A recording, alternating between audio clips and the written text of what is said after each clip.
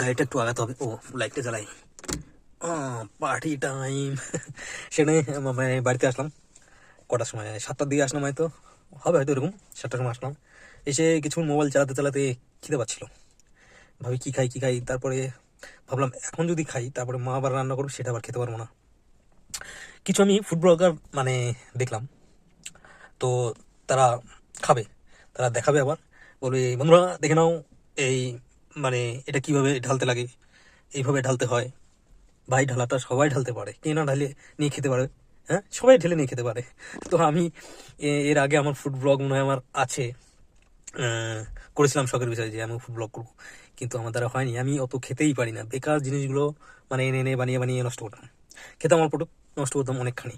তো এই কারণে আমি মানে উম, মানে ভিডিও বানা বন্ধ করে দিয়েছি। তো এমনি ঠিক আছে, এমনি যেহেতু বেকার জিনিসগুলো নষ্ট করে লাভ নেই। তো এখন বাড়িতে এসে মা এখন বানাচ্ছে রুটি। তো রুটি আমি রাত্রেবেলা রুটি খাই, রুটি আর কিছু সবজি বানাবে। তো এটাই আজকে। তো এখান থেকে ভিডিওটা শেষ করছি, টাটা, বাই বাই।